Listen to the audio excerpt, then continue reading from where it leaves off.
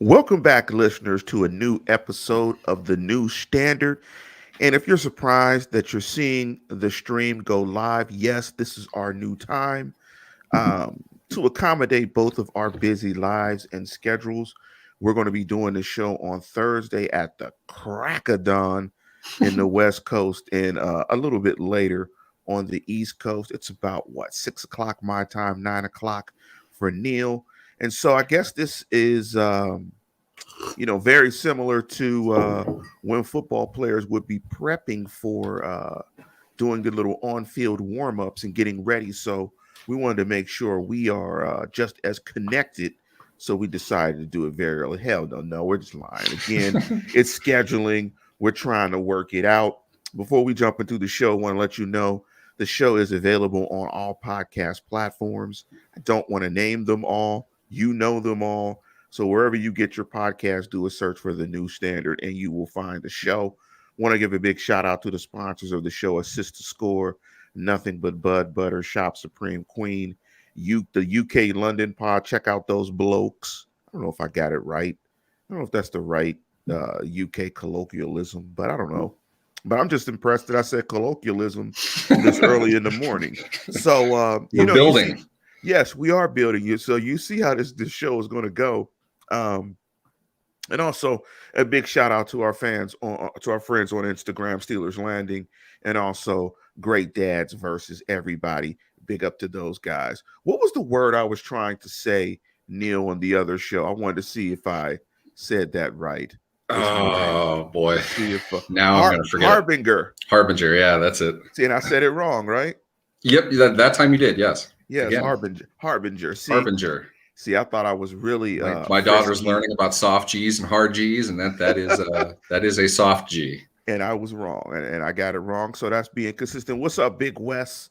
Wes Hickok, longtime fan of the program. So let's just jump right into it because we got to power through. We both got things to do this morning, so I still want to thank everybody for hopping into the program. So Neil, I know when we talked about the format of the show, I wanted to open up the floor to you to give a thought. A little post-game thought from the Steelers' first game with the Bills. So what was your thoughts on the Steelers' first game and the performance against the Bills? What's some of the things that you highlighted or lowlights, highlights? What's your thoughts? Where I landed with this was really how reminiscent the game felt to a lot of games last year, in the sense that this was an offense that did absolutely nothing in the first half. Whatever happened that they changed or didn't change, it worked a lot. They were much more successful in the second half, and they were able to put some yards together. They were able to hold on to the ball a little bit. The bulk of their possession came in the second half, and they got the scores that they needed to when they needed to do it. We're excited about that. That's great. If you need a special teams touchdown to win week in and week out, you're not going to be a very successful team.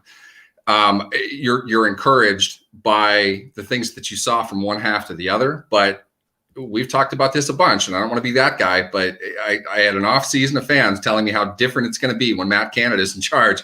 I've been telling people up and down, this is a personnel issue. It's not a scheme issue. There are things that they can do schematically. Yes, they played against a good defense. This offense, though, was pretty bad overall. The offensive line, I'm not singling out any one person. They were collectively pretty bad. They didn't protect well. They didn't run the ball well. They didn't pass the ball well. I don't think the receivers played especially well for the majority of this game, but they made the plays they needed to make. And that is what you need when you have a defense that played absolutely lights out. That's as good a week one defensive performance as we've seen from the Steelers, and I don't know how long, but they were absolutely dominant. The edge performances that we saw from all three of them, from TJ Watt, Alex Highsmith, and Melvin Ingram, not to mention probably, in my opinion anyway, the best game Cameron Hayward's ever played. You put those things together, even a good offense, an explosive offense with a good quarterback and good receiver, which is what the Bills had going into the game, they're not going to do particularly well, and they didn't. Minkah Fitzpatrick, I felt, played an outstanding game. They got great games from Cam Sutton as well as Fitzpatrick. Their secondary played really well overall, I thought. They didn't have a whole lot of black eyes on defense, and they dealt out far more than they received. Buffalo's offensive line, I don't know if you paid attention to their media and their fan base following the game, but they were ready to end their own lives over how badly their offensive line performed. Mel Ingram, I think he drew 3 holding penalties, which is pretty rare. You don't see any one tackle getting charged with holding that many times. They moved him around enough in which it was an equal opportunity hold on him. He got pressure, it seemed, every time he was on the field. He was absolutely dominant. A lot of fun to watch that. Punting the ball back to the other team was almost like a letdown. It's like, I want to see punting the ball back to the Steelers. I mean, felt more like a letdown. I wanted to watch the defense play a little bit more, just for the sake of entertainment. They were lethal in the front 7.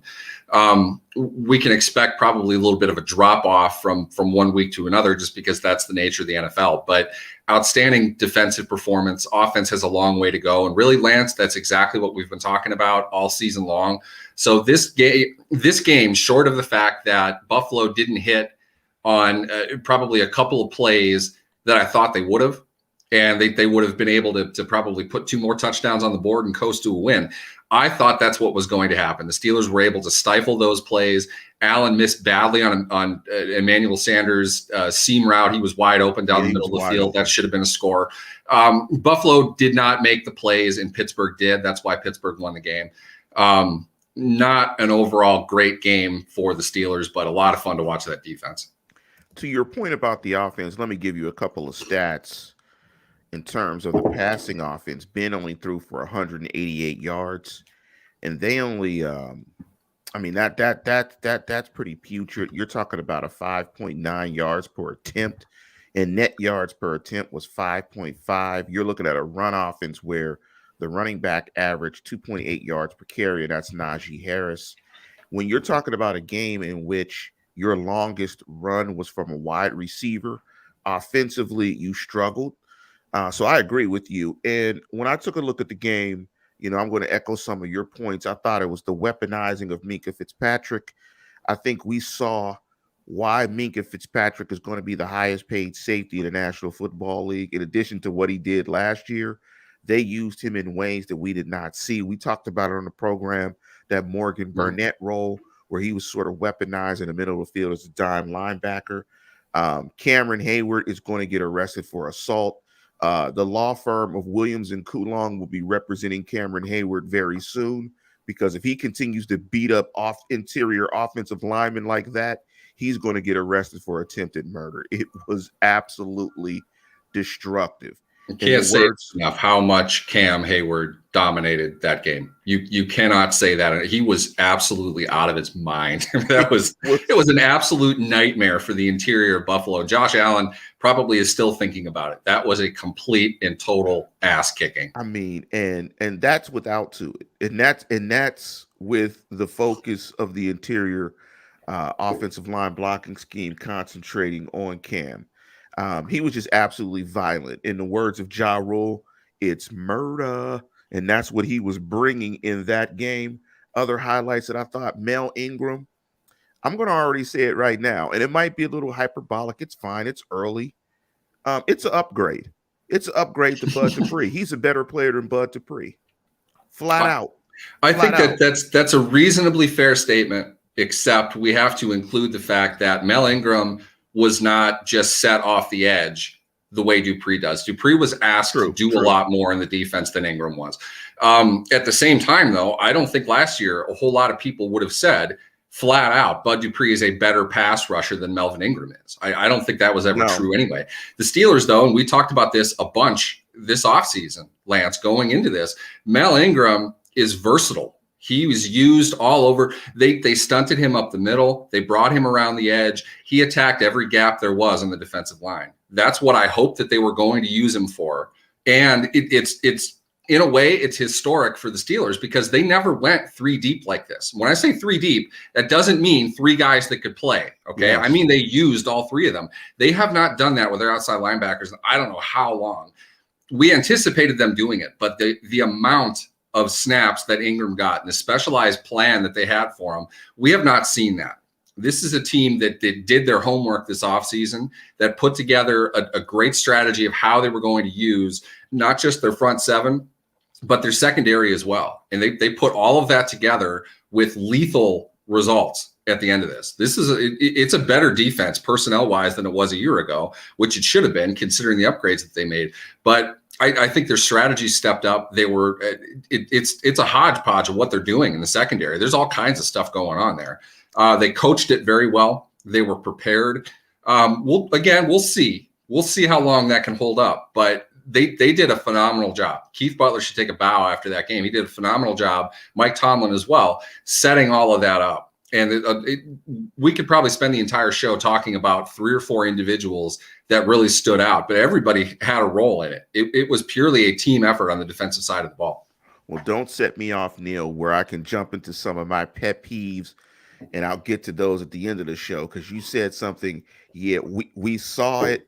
Yeah, the NFL is making it very difficult for you to see it, and I'll jump into that at the end of the show, and I blame partially fans, sites, all types of stuff, but we'll get into that. Another thing that jumped out to me was Cam Sutton. I thought Cam Sutton was very good in the game. He's versatile. His versatility showed off. Great point by you about the coaching staff being able to get guys acclimated and ready, because I mean, you look at all the different rookies that played in this game on all 3 phases, and they look very organized. They weren't penalized much in the game. I think they had 5 penalties, which is different for a Tomlin team very early in the season. They look much better coached and way more coordinated in the first game. So that's kudos to the coaching staff. I wanted to point out one particular play that might have been lost on fans as you watch the game. And this is another big ups to Minkah Fitzpatrick. The tackle that Minkah Fitzpatrick made on the 3rd and 3 play to set up the 4th and 1 play was an awesome play. You know, he's filling that gap and making that tackle, and that run fit from about, I'd say, 12 to 15 yards off the line of scrimmage. Full speed, breaks down, makes the tackle.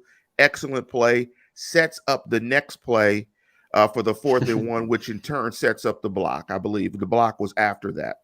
No, that was just a turnover on downs. Yeah, the 4th and 1 that set up was Cam Sutton making the play in the backfield. It was Cam Sutton making the play, yes. Fake quarterback sneak thing that Buffalo tried. I'm not really sure why. Yeah, but I don't know let's touch on that, Lance. I wanted to make this point as well. What is so great about the scheme that Pittsburgh put together was Brian Daboll, who is by all accounts a head coach in the NFL, an excellent scheme guy, very smart offensive guy. He counted for 4 quarters on the Steelers selling out to stop the run. Why? Because that's what the Steelers always do. In 2 highly leveraged situations, he counted on run support coming from the Steelers, and he tried to fake them out. One, the flea flicker that, you know, by all accounts was just kind of a normal flea flicker. I wouldn't say it was a great fake, but he counted on Minkah Fitzpatrick crashing down from his high safety spot in an attempt to defend the run. In doing that, Diggs was going to have 2/3 of the field open to his right, the offensive right. He could have easily posted on Sutton where he was if Fitzpatrick was not back there. Fitzpatrick read it. He stayed with Diggs the entire. He cut off that inside route. The only thing that the Bills had left was to have Diggs basically bend to his out right where Sutton was to try to make a play from there. Play was already destroyed at that point. I understand that Sutton came from behind and knocked the ball away. Allen wasn't even trying to compete that pass, okay? He lobbed it at Diggs's feet because that's the only place the cornerback was not going to be able to get to it. They gave up on that play because Minkah didn't bite. Steelers safeties are all about run support, except Minkah Fitzpatrick. He's too smart. He saw that play. He communicated to Sutton what was going on in real time, and they matched it perfectly. They snuffed that out in a leverage situation for the Bills. Daboll counted on the Steelers biting for that. They didn't. Second one being the 4th and 1 play. They are assuming the edges are going to crash because Josh Allen is going to watch the play back again. Allen couldn't have shown more that he was going to run the ball. It was like the most exaggerated fake I've ever seen. He sat there and it was just like, I'm showing you I'm going to run, okay? Now everyone's in position. I'm going to turn around and throw the ball at my running back. Sutton didn't buy any of it. Sutton was right there the entire time. He was disciplined. He stayed within his assignment, which was the running back in that case, and he came in and made a play. They had a lead blocker in front of him as well, and he still came in and made the play for like a 4-yard loss. So you're talking about a disciplined secondary that the opposing coach counted on them not being in highly leveraged situations. That's key. Those were key downs in a game that you can't score. You have to win those games, those downs on defense. And the Steelers did. They responded to what was supposed to be a leveraged situation for the opponent. They stood up and did the work that they needed to do. You're really excited about that if you're watching it, saying, you can't fool us. We stayed right on top of this. We have smart players. We've coached them well. You can't trick us. We know what we're doing. The last big ups to Minkah Fitzpatrick was, I didn't know that Minkah was that good of a slot defender. He really defended Cole Beasley really well in the slot. I was really impressed by that. And I was impressed that they trusted him to do that, because we had not seen that, and that's something that we've been calling on. Fans have been wondering when Minkah would be turned loose in this fashion. But my last point from that game, and then we're going to jump to the breakdown of the game against the Las Vegas Raiders, which is so weird to say. The offense, to your point, is lost, and I don't want to say too much about that, because I want to use that one point as a segue to my next point and how we're going to frame games. And I want to thank my football sensei, the one who shall not be named. I want to thank my football sensei for this really simple quote. And I think this really describes the Pittsburgh Steelers offense, and it's what we're going to be using as our mantra to break down these games. And it's simply, what do we do good that they do bad? When you think of the Pittsburgh Steelers offense, I'm confused. I don't know what they do good because it was such a scatter shot. It felt unrhythmic. It felt really weird. It was hard trying to discern what they were trying to do. What was the plan? What were they?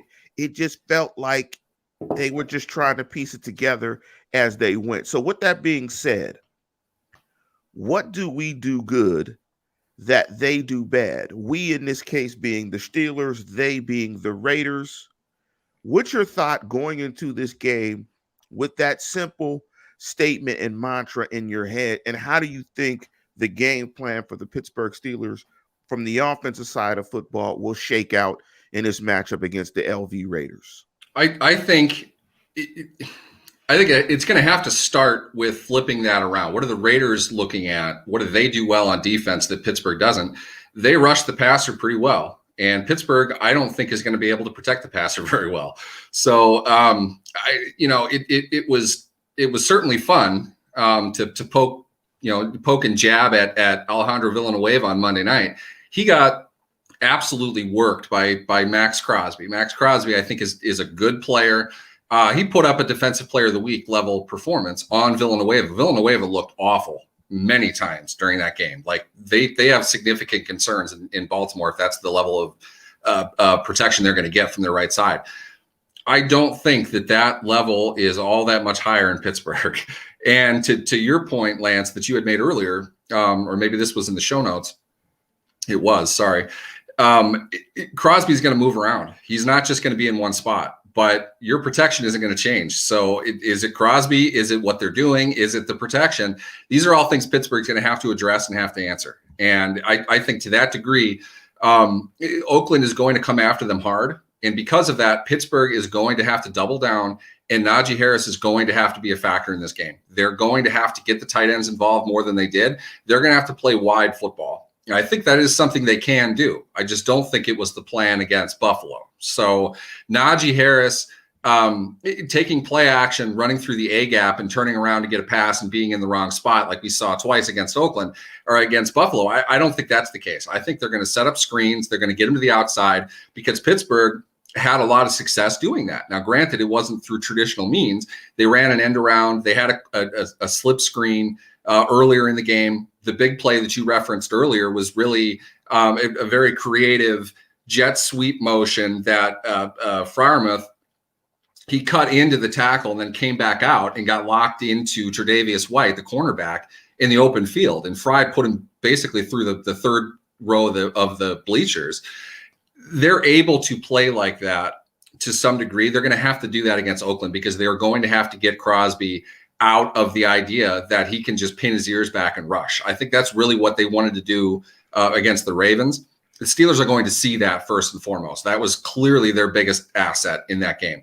Pittsburgh is going to play wider, and I think they have the athletes to be able to do that. It's going to be a short, control-based offense in this game, and they should have a pretty good feeling of confidence with it.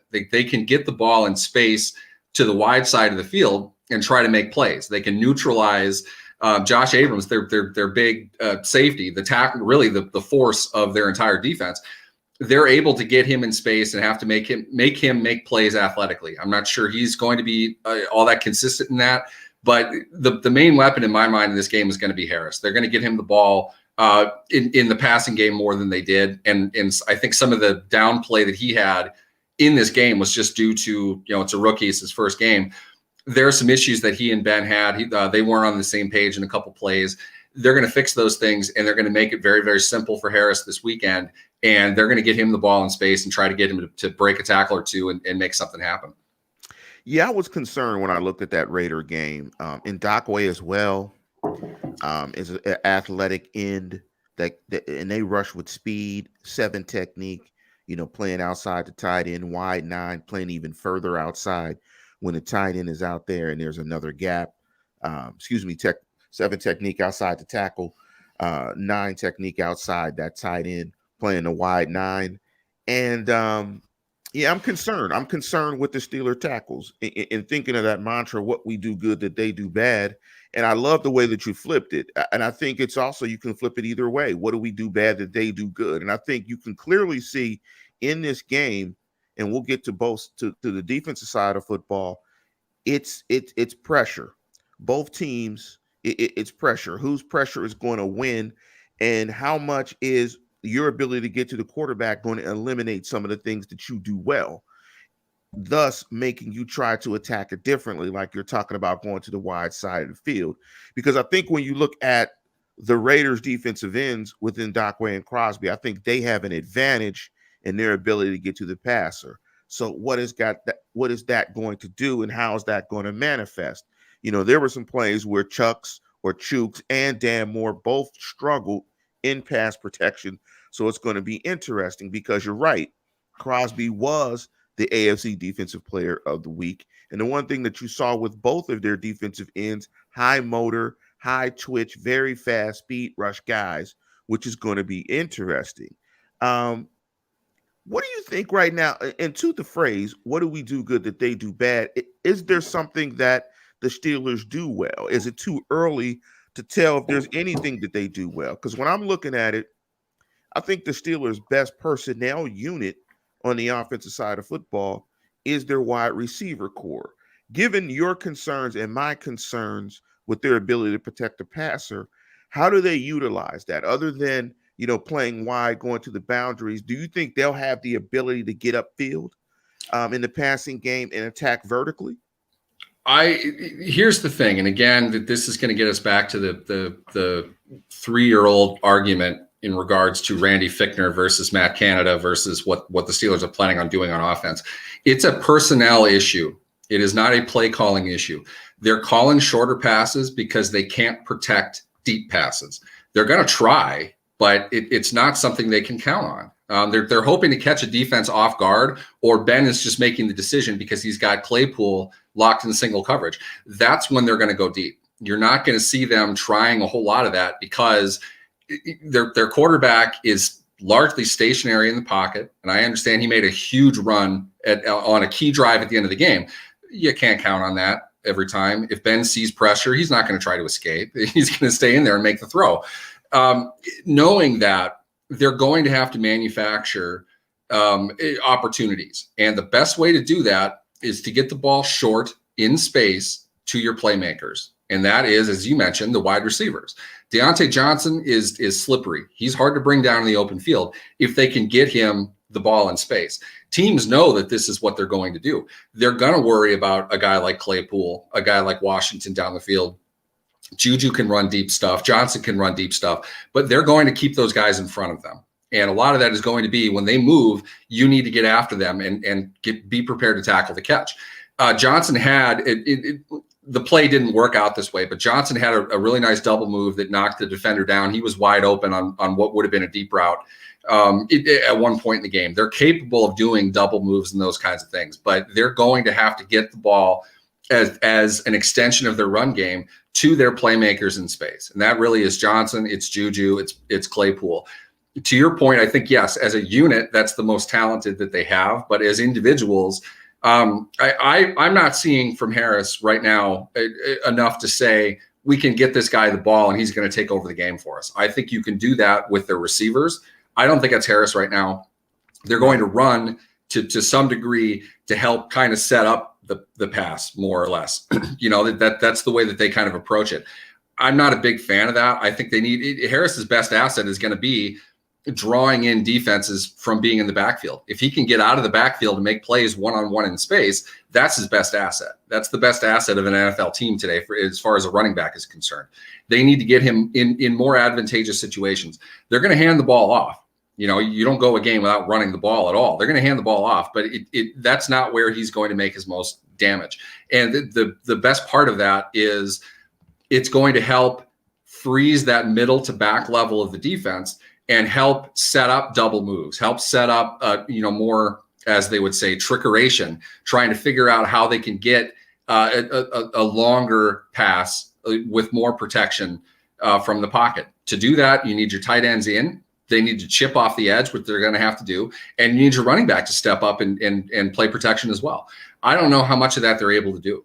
I don't think we really saw much of a reason on Sunday to think that they can do that consistently. So it's a week of work for them for sure. It's a week of work for every NFL team. The biggest thing, the biggest difference you're going to see in a team in the NFL is the difference between where they were in week 1 versus week 2. You never play a worse opponent in week 2 than you did in week 1. They're always better. You're always going to improve. Right. So you have to keep that in mind. So in a way, it's another start. It's another new start to the season. Preseason week 5 is over. You've got to get into the real thing now. The Steelers have to be able to establish Najee Harris as a weapon, but your receivers are ultimately going to be the guys making the plays. Can they set the receivers up for success? That's really the main thing, I think, for this game for them. I love how you said that week 5 of the preseason is over. And that's a great way to describe the first game. So from what you said, I think what we've seen, or what we're saying and what you said about the issues with protection, do you see a lot of 12 personnel in this game? I don't know. The reason I say that is it's really kind of up in the air what they're going to do with it. I definitely think there's going to be the same amount of variation that they had. To say there's a lot of 12. 2 tight ends. Yeah. To say there's a lot of 2 tight end sets on the field for the Steelers, I think undermines the weapons that they do have. Again, I agree. Top to bottom, Pat Freiermuth is turning me around in some ways. I'll give you that. The tight ends that they have are not better than their receivers. So taking a receiver off the field to put in another tight end is a more shorter, run-focused offense. You have to be able to run the ball out of 12. You have to. Otherwise, there's no point. You're putting a guy in line, in traffic, who can't explode off the line the way the receivers can. You're not benefiting yourself unless you can sell that you're going to run the ball. If you can't run the ball, they don't care if you go in 12. It doesn't matter. It's not going to make a difference. So I don't want to say that they are going to run more. I think they're going to use more from those sets, though. It's not just going to be, let's bunch on one side and throw to the underneath guy with some blockers out front. They're going to have those looks because that's their offense. They kind of have to do that. When they get in 12, they need to be able to run the ball. And that means the dudes on the edges need to block. And that is a combination on one side of Eric Ebron and Dan Moore and Pat Freiermuth and Chuck Okorafor. Are you able to get the kind of hole and spacing that you need with those combinations on your edges? That's really going to be the value to the 12 personnel for them. Where we sit, I don't know if they can do that. They haven't shown us that they can at an outstanding level. Doesn't mean that they can't. We just haven't seen enough of it yet. So to me, I don't think that that's going to be a focal point simply because it wasn't. I think Buffalo is a team they could have done that with. You want to get away from Tre'Davious White, one of the best cornerbacks, one of the best defenders in the game. They didn't do that a whole lot. It was a good amount, but not like a ton. So balance, variation, that's the key to what Matt Canada did in week one. They ran a lot of different stuff with a lot of different personnel. So I would stick with that, but they've got to find a fastball here at some point. They've got to find something that they can run very well. 55 plays run in a game is not good. I was going to talk about that. So, and I'm glad you mentioned that. And let's pivot before we pivot to the defensive side of football. When we're talking about sustainable ways to win, having a team run, I believe it was 20 more plays, have the ball maybe 7 to 8 more minutes, running 50 some odd plays in a game. I mean, when a team runs 20 additional plays to a game, that's almost like an extra quarter of football that you're playing. That's not sustainable. What do drives look like in this game? Like, what's the drive length that looks good? Of course, as Steeler fans, we would love, one play drive, you throw a bomb to Claypool, you score every single time. But when you're averaging, I think they average roughly about 4.6, 4.7, somewhere around there, yards per play.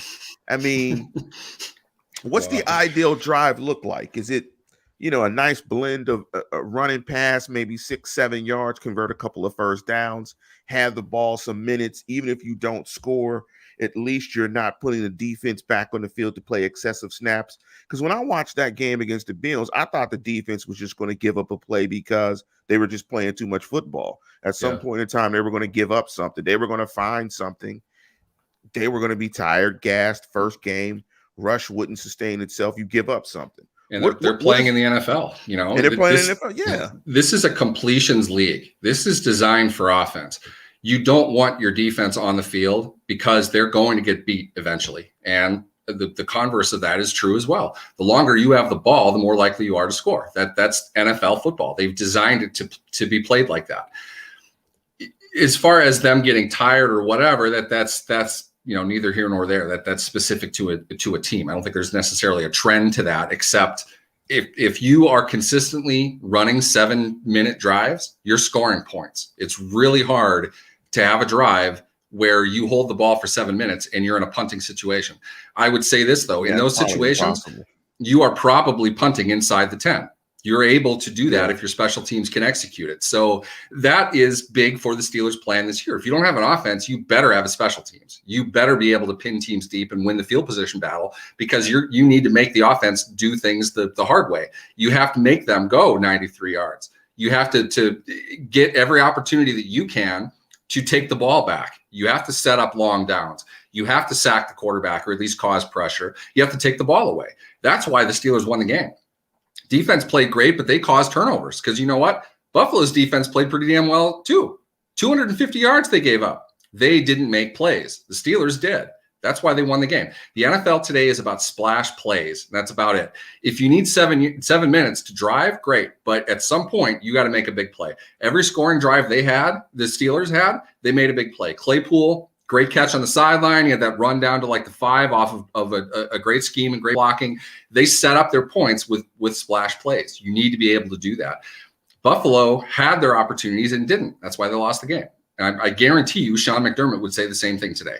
So against Oakland, it's the same type of thing. Oakland got turnovers. They got takeaways against Baltimore. They're not a better team than Baltimore is. Baltimore didn't play particularly well. They didn't protect well, and their quarterback gave the ball away. Ben didn't. The best value that Ben had in that game was he didn't turn the ball over. So if they are able to protect the ball, maintain possession, and get points, that's as simple as it gets. But that's a winning formula. But you need to be able to make the plays to stretch the chains. You need to be able to show versatility to keep a defense off balance. You do all that, you put all that together, you're going to have a successful offense. Steelers didn't do a ton of that, but they're going to have to figure out how they can. Yeah, and let's keep the secret about Ben Roethlisberger tucked a little bit, because what we saw was very interesting. Let's just keep it like that. But we talked a lot about 12 personnel, and I think that's a great way to transition to the Steelers defense versus the Raiders offense, and the way, using the mantra, what do we do good that they do bad? And the one thing we know that they do good, they target Darren Waller. He got 19 targets in the game. The one thing that we know that the Steelers do very well is get pressure. And I think very similarly to what we talked about, from the Raider defense versus the Steelers offense, is this issue of getting pressure. When you're talking Ingram, Cam, and Watt and Hightower, they can get pressure. I think what stood out in that game against the Ravens for the Raiders was Leatherwood is not good. Their offensive tackles are average at best. They look very much like the Steelers. And I think the gold star matchup in this game will be, how will the Steelers be able to get consistent pressure on the Raiders? I mean, I think it's that simple. And how does that impact how the Steelers, from a coverage perspective, will deal with Darren Waller? Because I think Mike Tomlin, in his comments, I think it was his Tuesday or Wednesday comments, I can't remember what day. It's so early and it's Thursday. 19 targets is the number. When you target somebody 19 times, if that player is decent, they're going to get, and it was interesting in Baltimore because Humphreys did an excellent job, I thought, on Waller in the times that he played him. They limited him to 10 catches. But when you get 19 targets, you're going to probably get 10 to 11 to 12 catches. Yeah, so somebody's going to catch. They're going to have 12 completions in the game. I mean, if it's one guy, if it's four guys, whatever it is. Yeah. But you're targeting a guy literally more than twice as often as any other player in the game. 19 targets, he better have 10 catches. For a tight end, he had 10 catches. He averaged 10 and a half a catch. Baltimore did a pretty good job holding him in, I think. That's a volume day for him. One catch, 24 yards was his long. So 9 catches for, what are we talking here, 81 yards? Goes down even more after that. He wasn't an effective playmaker in this game. He was a volume producer. Yeah, and sometimes you need that. Absolutely. So I think in this game, when you look at it, if you're the Steelers, I think you see their advantage in their ability to get pressure. And I think you see not necessarily what the Steelers do bad, but they do envision Waller as an issue, as the primary issue. How do you think both of those things shake out? If you're looking at the end of this game and you're looking at a stat sheet, what does it look like from a pressure perspective? How many of the sacks do the Steelers get? How do you think they'll scheme up that pressure? And how do you think from a coverage perspective the Steelers will deal with Waller? I'll say this. I'll bet money right now what we are talking about at or around 4:30 p.m. Eastern time on Sunday is the typical consternation from Steelers fans over how they didn't cover a tight end. Again, Baltimore allowed 19 targets and 10 catches to this guy. Did Darren Waller rip them up? I don't think so, but that's what everyone's going to look at because fans view things from the lens of fantasy football. It doesn't make a difference. Vegas scored 33 points. They had a +2 turnover margin, and they targeted basically the same player every drive. I don't think they're going to be able to get away with that against Pittsburgh, first off. They're going to have to find production from other players on the field. They're going to have to be able to try to get the ball elsewhere. I don't know how good Derek Carr is at that. I don't know how good he is at making multiple reads, keeping plays alive, and getting stuff off schedule. I saw him staring down his receivers pretty much the entire game. I was surprised Baltimore didn't have more takeaways than they did. Waller is an all-pro level player. He's really good, okay? Simply just covering the guy doesn't work. He makes plays wherever he is on the field. Baltimore did a great job limiting him, which is really what Pittsburgh is going to have to do. Make somebody else take you out. And frankly, look at what Stephon Diggs did. Stephon Diggs he didn't get 19 targets, but he was targeted plenty often. They didn't give him anything. He didn't have breakaway plays, really. Nice play on the touchdown under great pressure on Josh Allen. There was great coverage by Cam Sutton on the play. Diggs made a nice catch. Waller's going to do that. He's going to make plays because he's a good player. So it's more about what that does to the overall scope of their offense. How does he dictate terms to the defense? How are they having to take him out of the game? If they put 2 guys on him, is he still having some success with that? Those are the kinds of things I think we're going to be discussing following this game. What their stat sheet, I don't know. I mean, 19 targets to a tight end is insane. That's happened 3 times in the last decade. So they didn't run the ball particularly well. They're not a dynamic offense. They've done everything they could possibly do to try to get Henry Ruggs involved. He's not the kind of guy that right now is making consistent plays, but he is a deep threat. He's a great athlete. He's great in space. I think that they're going to try to diversify it a little bit more. We'll see if Hunter Renfrow is able to go. I know he was banged up a bit following the game. He's just as good a slot receiver, in my opinion, as Colvin Beasley is, and they were able to shut Beasley down a little bit. We'll see. I mean, they have some guys that they're going to have to be concerned with a little bit, but it's not a great offense. Pittsburgh should be able to land. They should be able to get pressure. I agree with you. Alex Leatherwood is not good. He didn't look good. He's in for the beating of his life. I think Pittsburgh's going to come after him land, air, and sea, and they're going to get a good amount of pressure on a quarterback who doesn't play all that well in pressure. I think Buffalo has more explosive ability offensively.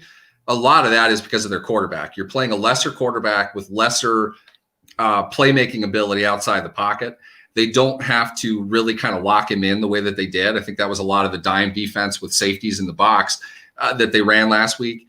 But I think they can mirror some of that in an effort to lock up the tight end on the inside and still land pressure on the quarterback.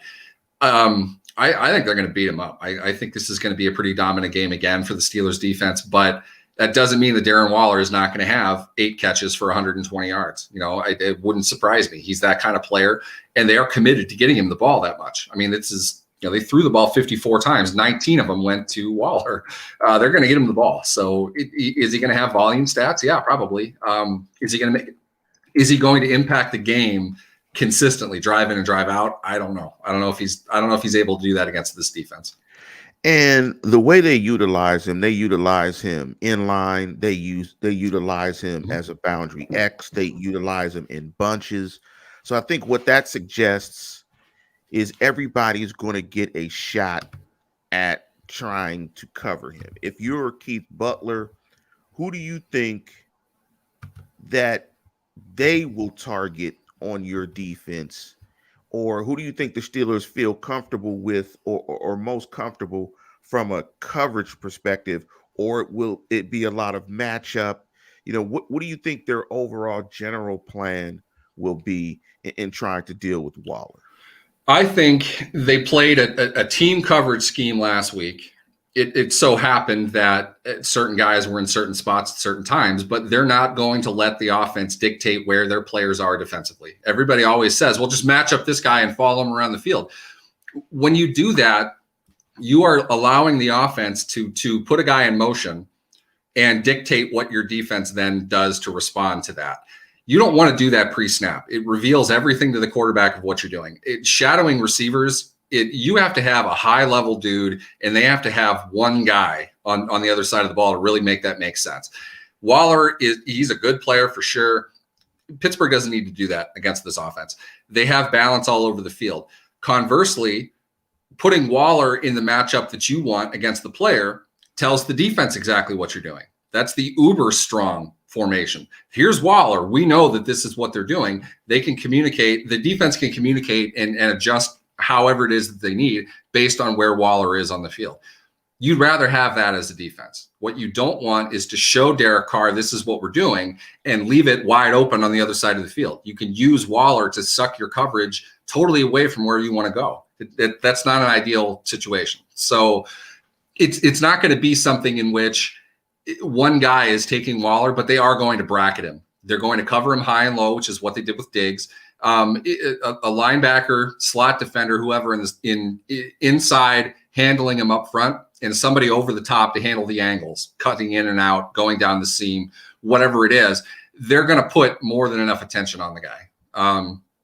I don't think they need to put 3 on him. I don't think they need to mirror him. I just think they need to try to stop him coming out and be able to cover the in and out routes. And from there, you're also putting your tight end in a pattern, which lessens typically your protection.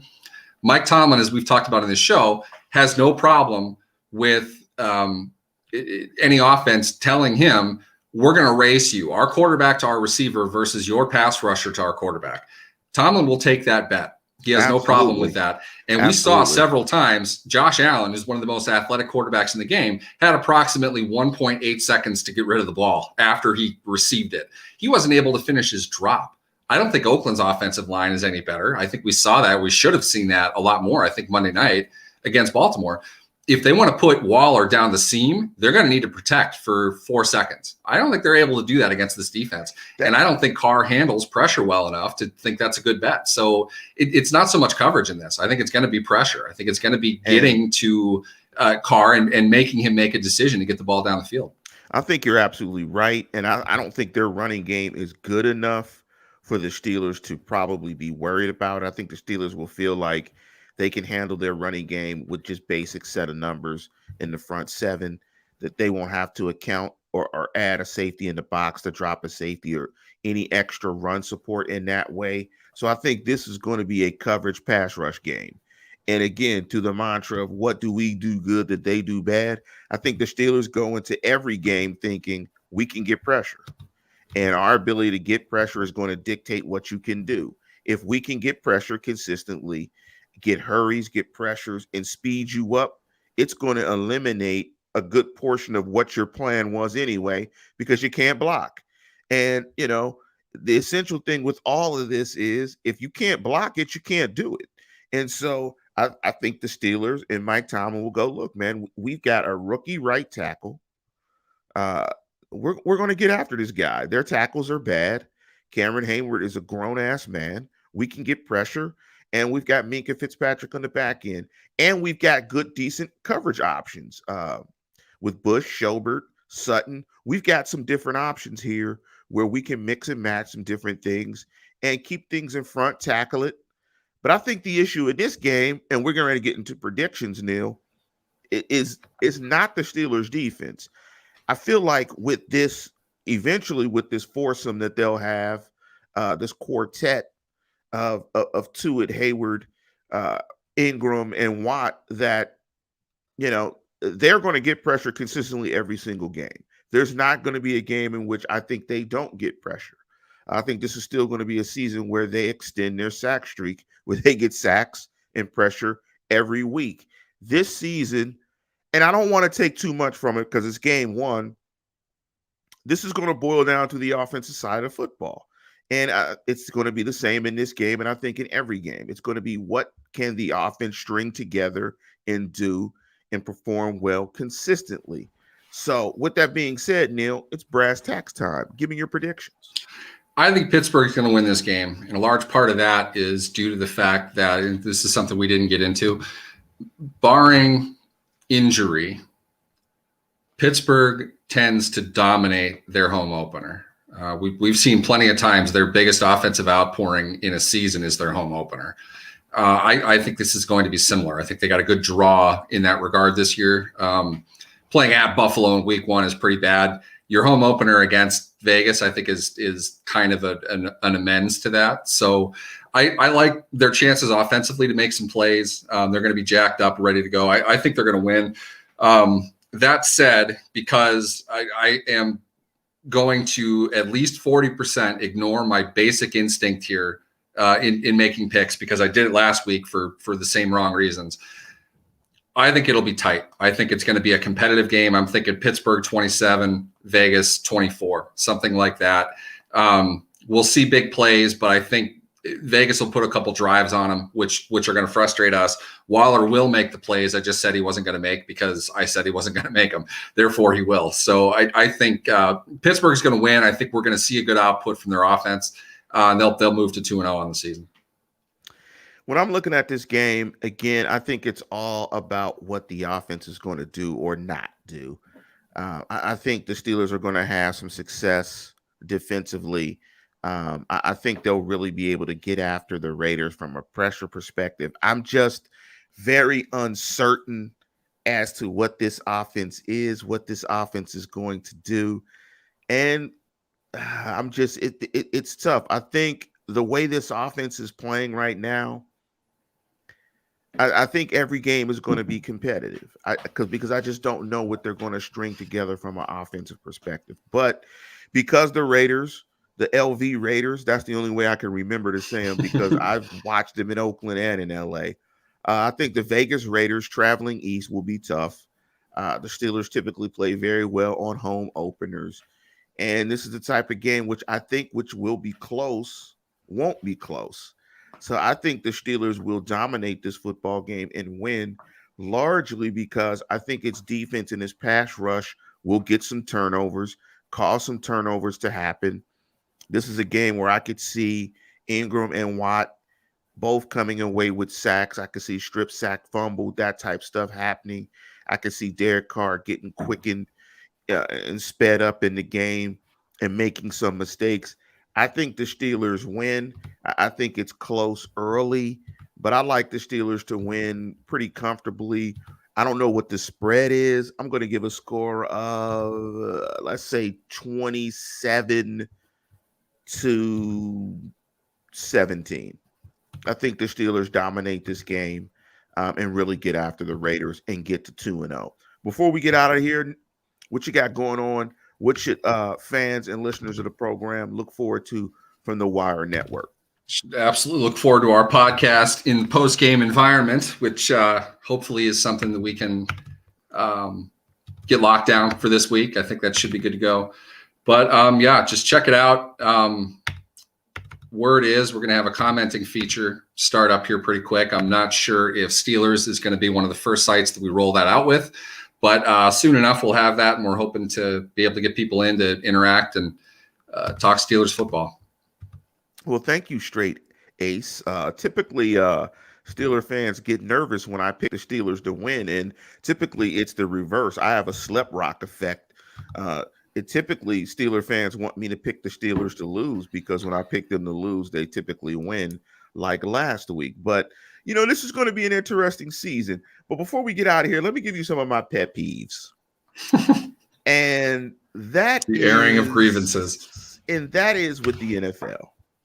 And I need to check, but the NFL Game Pass is a product that a lot of people like myself, I don't know if you get it, Neil. I'll share mine with you. Oops, I didn't say that. It provides the all 22 look. And so, from the camera angle that you get on TV, it's really hard to see what's going on the field from a coverage perspective and whatever's happening. You can't see the routes develop, so on and so forth. And now that the NFL has compounded the fact that they're not putting coaches tape up, or at least they haven't thus far, I need to check today. They've confounded that problem with the fact that everybody wears every type of number. So you can't just quickly look at the TV shot, which shows you very little, and look at the numbers and figure out who's who. It's really hard to tell.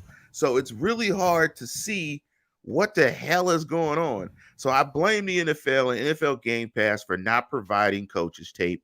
So I'm mad at the NFL. That's one of my. And my other thing I'm mad at is the reason why I think the NFL did it is because a ton of sites take the content, put the content on their sites, and I don't even know if they can do that.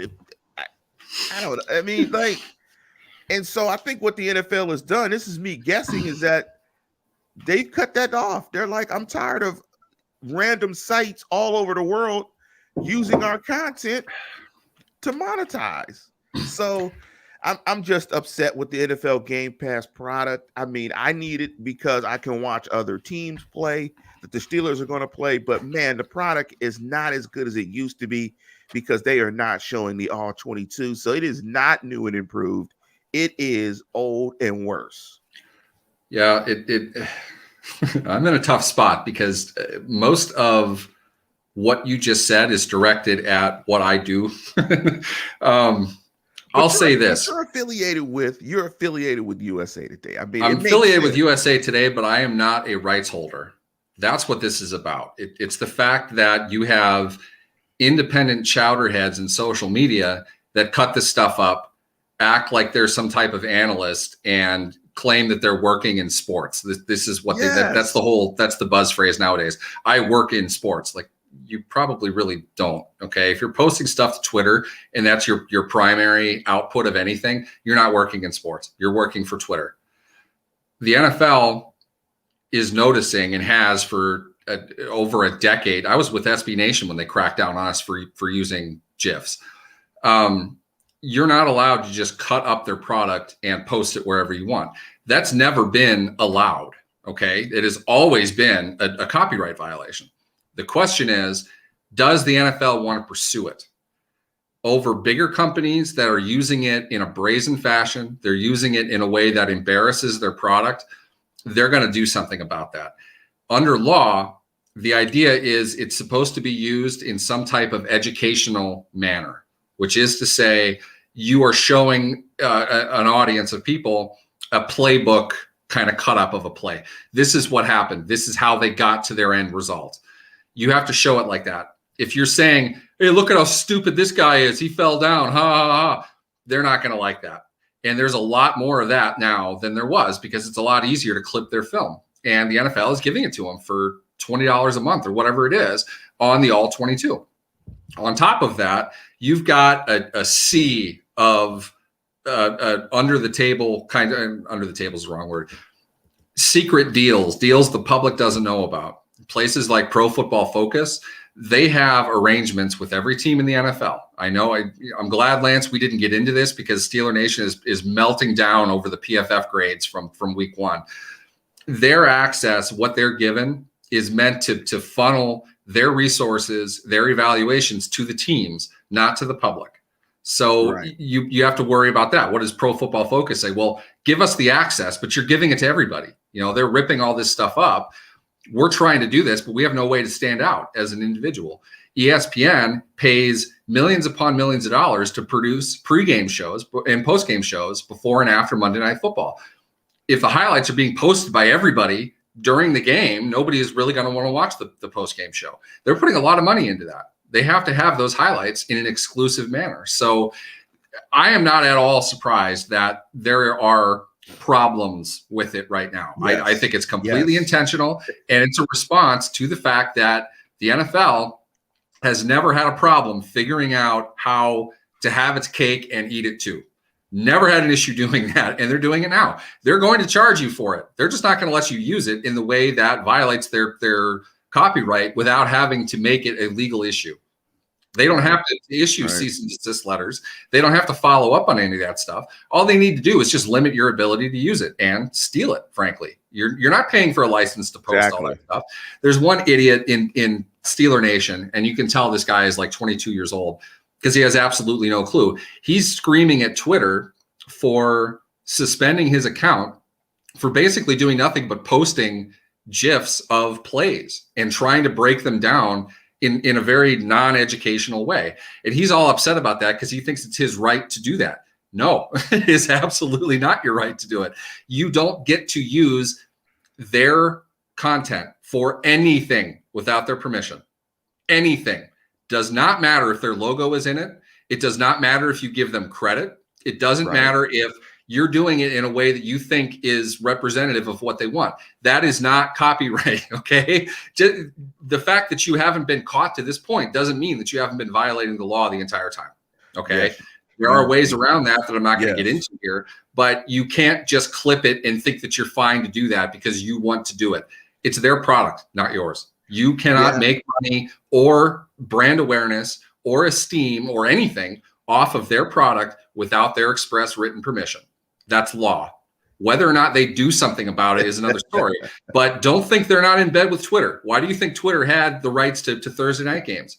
Yes. And the NFL understands the vast majority of their stolen product goes to Twitter. Twitter has to enforce that. So the NFL can leverage Twitter to say, hey, we don't want to come after them because we spend $800 an hour minimum on our in-house counsel to go after all of these small people. We want you to search and destroy all these gifts from people that we don't like and suspend their accounts because they're violating our copyright. We're going to insist to you now because they're putting our product on your platform that you do something about it. That's all this is. And so cutting off all 22 is really a response to all the people out there who cut stuff up and think that there's no problem with it. This is being used courtesy of the NFL. The NFL didn't give you permission to do that. Yes, courtesy of them, yes, you're yes. stealing and acknowledging. That's all you're doing. Yeah, so They're going to do something about that. so You can get away with it until you can't. Let's put it that way. yeah, so thank Eventually, you. something's going to happen with that. So thank you, amateur analyst that's stealing stuff and made it bad for me, who's not doing stealing stuff and doing it the right way. But with that, that's our rant to close the show. Steelers, we both predict to win, which means who knows what will happen. But we'll see you on Sunday for a post game around 4:30 on the West Coast time. But with that, we're going to conclude the show. And as always, tune in, tell a friend, and subscribe.